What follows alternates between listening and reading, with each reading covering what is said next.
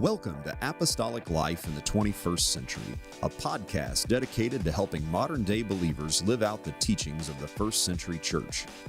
This podcast is part of the teaching ministry of Dr. David K. Bernard. Dr. Bernard has dedicated his life to studying the Bible and helping believers apply its message to their daily lives. In Apostolic Life in the 21st Century, Dr. Bernard answers your questions about what the Bible teaches and how those teachings apply to everyday life. Thank you for joining us for this broadcast. Malachi 3:10 quotes God as saying, and I'm paraphrasing, but bring all the tithes into the storehouse that there may be meat in mine house. And God even offers a challenge to his people. He said that if you'll do this, I will pour out a blessing that there won't be room enough to receive it. Now, proponents of tithing or giving 10% of your income to the Lord, they frequently quote this verse in support of that message. However, there are people who come back and say that verse is from the Old Testament and it does not apply to New Testament believers, that New Testament believers are not bound by that particular provision of the law of Moses.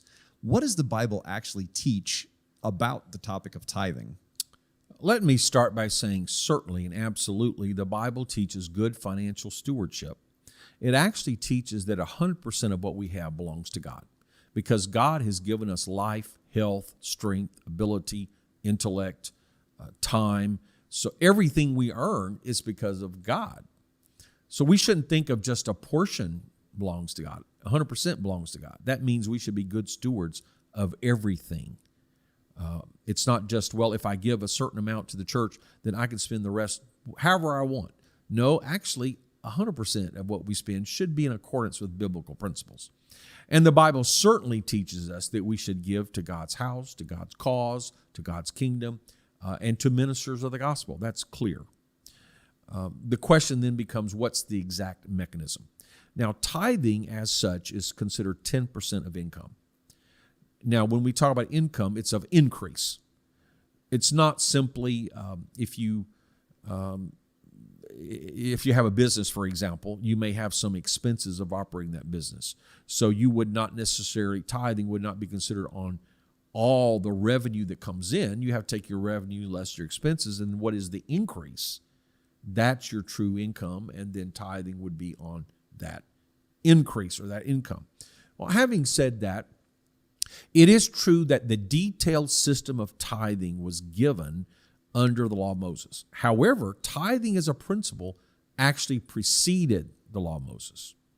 From the very beginning, God's people were giving offerings and sacrifices. You see Cain and Abel giving of, Cain gave vegetables and because he was a farmer, and Abel gave a lamb because he was a shepherd. Now, Cain had a wrong spirit, wrong attitude, and God didn't accept his sacrifice. But there was no question there was supposed to be an offering to God, a sacrifice. And even in a rural agrarian economy where they probably didn't have money or not much in the way of what's called money, they were expected to give something of their increase, of what was produced by their labor that was more than what they had before. So that's a principle that far precedes the Old Testament.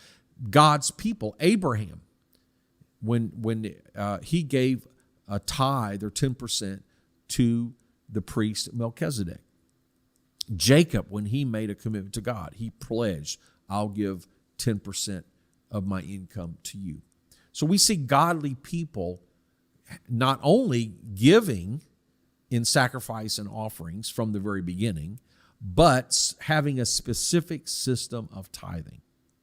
Now, in the New Testament, there is no new system instituted. There's no statement that we're abolishing the 10%, now it's going to be 7.5% or 15% or whatever you can do.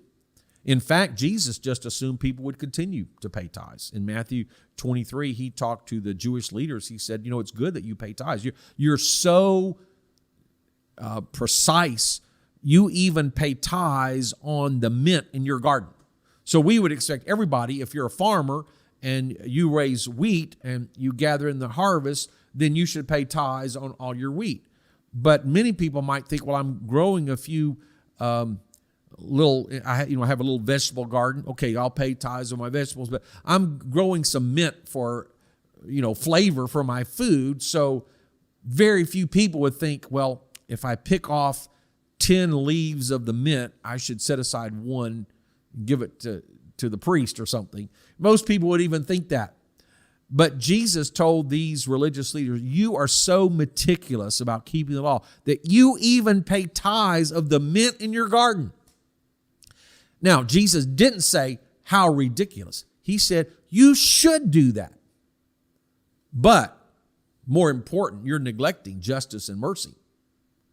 And so he's saying, if you're so meticulous of even the least detail, how much more should you be meticulous in the bigger moral issues?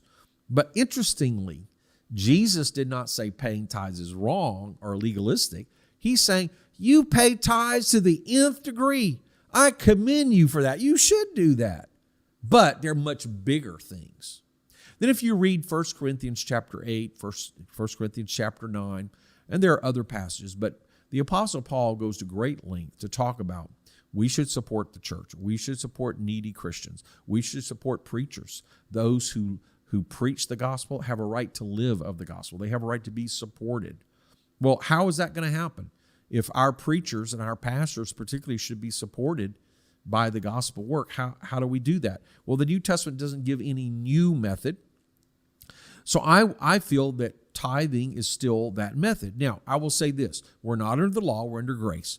So I don't say that all the detailed instructions that you might find in the law of Moses regarding tithing would necessarily, tithing, first fruits, offerings, I don't think we're bound by those specific regulations. And I wouldn't say, well, if you don't do this, you're going to hell. Or if you miscalculate your tithes, you're going to hell. Or you didn't pay tithes on the mint in your garden, you're going to hell. Let's get away from that legalistic orientation, but let's go from the opposite side. We know God wants us to give. And 1 Corinthians 8, 1 Corinthians 9, other passages talk about giving generously, giving as God enables you, a giving according to your ability. So that indicates it should be tied to your income in some way. Now, what's going to be fair for everyone? An absolute dollar amount would be ridiculously small for very successful people, but unbearably large for people who are struggling. So just by looking at the principles of the New Testament, we should give generously. We should give according to how God has blessed us. We should invest in God's kingdom. We should support God's kingdom, even if it causes sacrifice.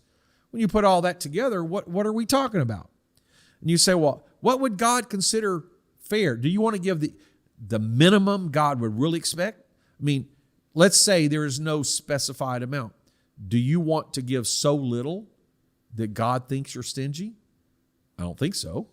He says give generously. So how do you know? How do we know what God thinks? Well, interesting that you ask. Under the Old Testament, the law was a schoolmaster to lead us to Christ. It was a tutor. God said, well, I know you don't know what's fair, so I'm going to tell you what's fair. If everybody gives 10% of your increase, that'll be fair. That'll be fair for the rich, for the poor. Everybody can do that. If you don't have any income, you're not obligated, and then you can give offerings in addition to that. So we already know the answer to the question, what does God consider reasonable? What does God expect? What would be the minimum? Well, you already have the answer. So I don't look at the Old Testament as, or the law of Moses specifically, as a legalistic requirement for my salvation. I look at it as teaching me. And long before the law of Moses, we're children of Abraham. Both Jesus and Paul talked about children of Abraham, and we're children of Abraham by faith. So even if I'm not a Jew and I don't follow the law of Moses, aren't I supposed to follow the example of my father Abraham, who was the father of the faithful? So just based on the fact that Abraham did it before the law, Jacob did it before the law, Moses did it under the law, Jesus commended it in his earthly ministry, Paul said you've got to be generous even after the law. Well, is generous giving even less than what was required of the law? I hardly think so. I think if anything, we should be thinking of starting at 10% and then giving more as God enables. So from all of that, yes, I do believe we should teach tithing and offerings is a principle for the church today. Thank you for joining us for today's broadcast. We hope you'll make plans to join us again next time when once again we take a look at how the Bible applies to our everyday lives.